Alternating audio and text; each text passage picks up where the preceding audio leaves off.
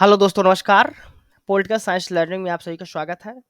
हम लोग UGC net political science के प्रीवियस ईयर्स के क्वेश्चंस को सॉल्व कर रहे हैं।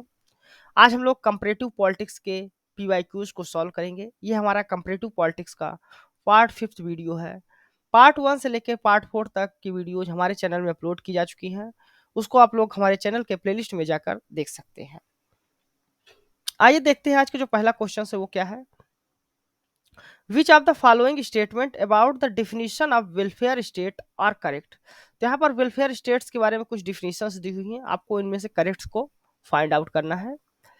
It is a state that provide it's citizens a wide range of social services. जो वेलफेयर स्टेट्स होता है वो सिटीजन्स को कई प्रकार की सोशल सर्विसेज ऑफर करता है, तो ये करेक्ट स्टेटमेंट है फर्स्ट।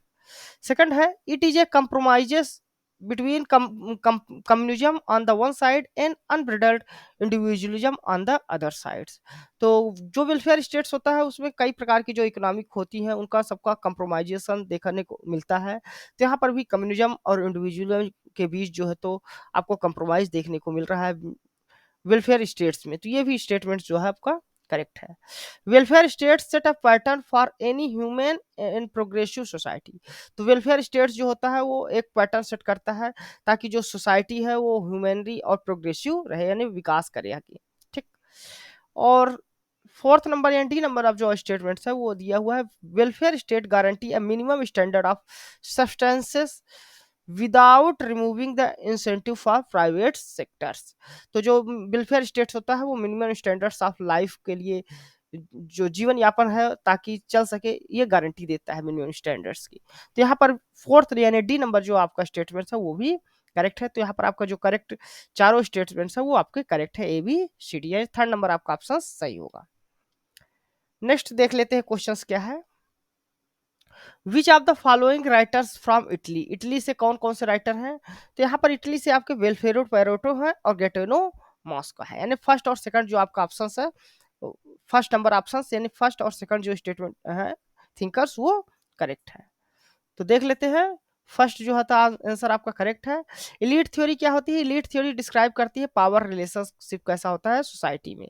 इलीट थ्योरी का मानना है कि जो माइनॉरिटी ग्रुप होता है जिनके पास कंट्रोल होता है, जो इकोनॉमिक रिसोर्सेस होते हैं स्टेट्स के उन पर उनका कंट्रोल होता है, वही जो है तो रूल करते हैं, पावर में रहते हैं, शासन करते हैं, उन्हीं को इलीट कहा जाता है। तो इलीट थ्योरी इस चीज को डिफाइन करती है।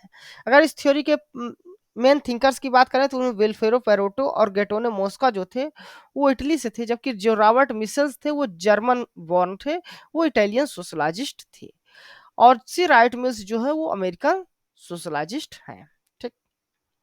नेक्स्ट क्वेश्चन है according to Gabriel Almond comparatively homogeneous culture is found in. तो होमोजेनियस कल्चर कहाँ पर पाया जाता है गैब्रियल एल ऑलमंड के द्वारा। तो डेवलप्ड जो कंट्रीज होती है वहां पर हमको होमोजेनियस एक समान कल्चर दिखाई देता है।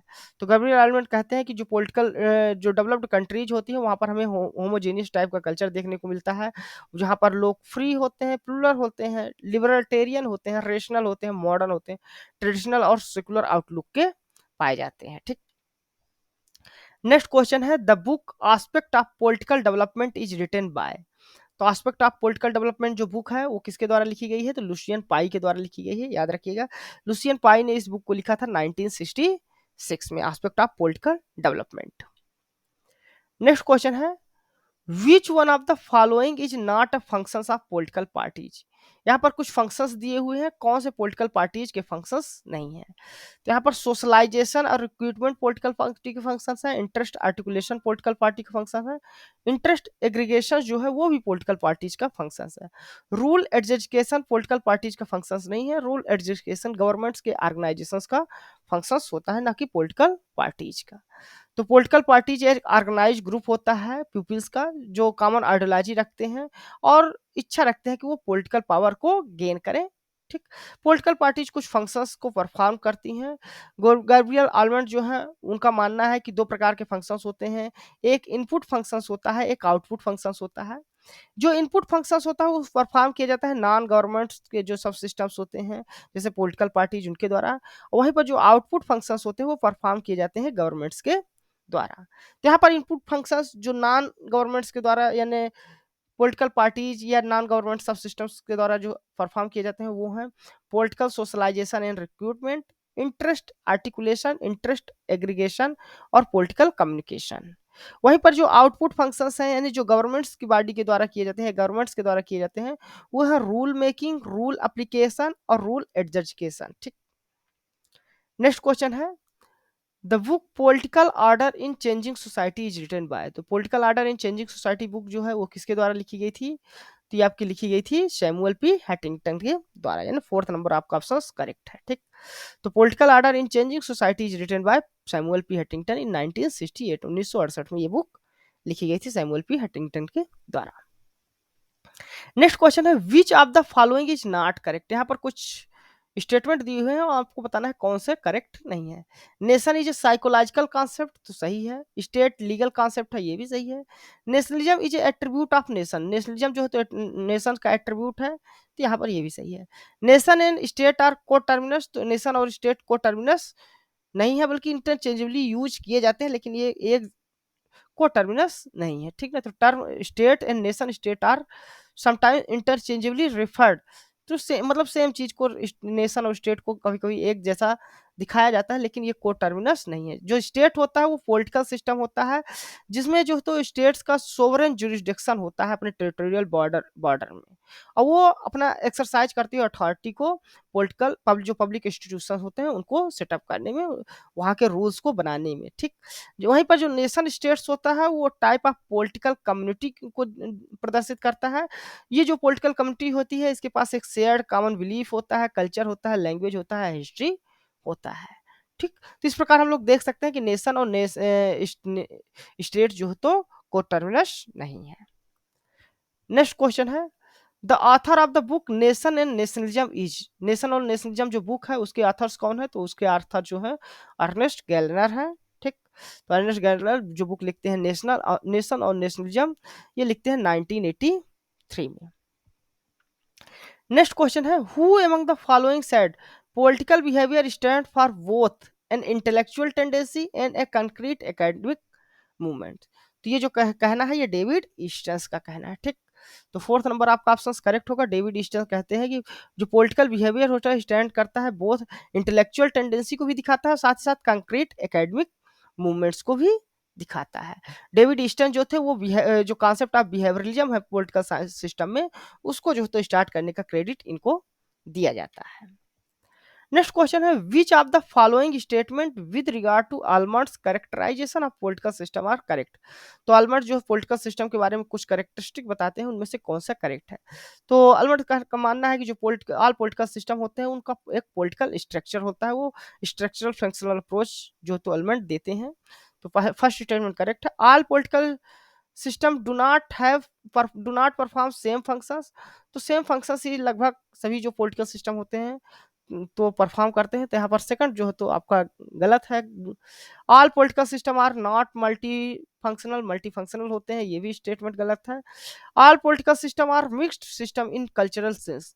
तो गैब्रियल आर्मेंट के अनुसार जो है तो जितने भी पॉलिटिकल सिस्टम होते हैं वो मिक्स्ड टाइप के होते हैं, मिक्स्ड सिस्टम होते हैं कल्चरल सेंस में अगर देखा जाए उनको। तो यहाँ पर आपको फर्स्ट और जो फोर्थ नंबर आपका स्टेटमेंट है वो करेक्ट है, यानी कि आपका जो करेक्ट आंसर होगा वो सेकंड नंबर ऑप्शन होगा। Only first and fourth are correct statement.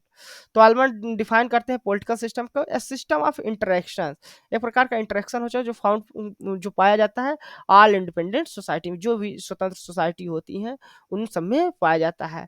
Which perform the functions of integration and adaptation both internally and vice versa other society by means of employment more or less legitimate compulsion. यानी वो सभी क्या है जितनी भी political जो system होता है उसमें लोग सोसाइटी जो है तो इंटरेक्ट करती हैं और जो उनके फंक्शंस होते हैं वो इंटीग्रेटेड होते हैं। ठीक। नेक्स्ट क्वेश्चन है David Easton had identify 4 kinds of input in terms of demands. तो 4 काइंड्स के इनपुट्स की बात करते हैं डेविड ईस्टन डिमांड्स के लिए। तो कौन कौन से 4 प्रकार के डिमांड्स हैं जो इनपुट्स के रूप में आइडेंटिफाई किया गया है डेविड ईस्टन के द्वारा?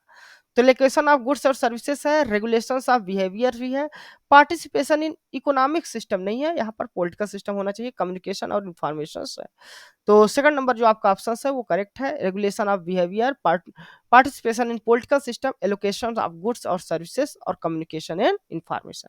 थर्ड ऑप्शन में आपका दिया हुआ था पार्टिसिपेशन इन इंटरनेशनल सिस्टम्स, वो भी सही नहीं होगा।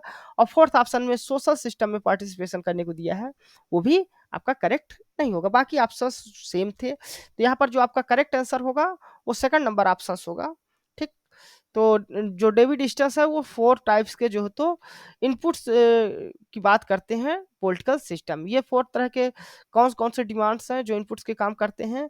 डिमांड्स फॉर गुड्स और सर्विसेज हैं, demands for regulation of behaviour है, demands for participation in political system है, और demands for communication and information. ये 4 टाइप्स के इनपुट्स हैं, इनपुट डिमांड्स है जो पॉलिटिकल सिस्टम में होते हैं। तो ये डेविड डिस्टेंस के द्वारा डिस्क्राइब किया गया था। तो धन्यवाद दोस्तों, ये कंपैरेटिव पॉलिटिक्स का हमारा पार्ट 5th वीडियो था। ये वीडियो आपको कैसा लगा आप अपने कमेंट्स के माध्यम से मुझे जरूर बताइए। साथ साथ हमारे इस वीडियो को लाइक करें, हमारे इस चैनल को सब्सक्राइब कर लें, ताकि जो इस तरह की आगे आने वाली वीडियोज है वो आपको मिल सके। थैंक यू, धन्यवाद।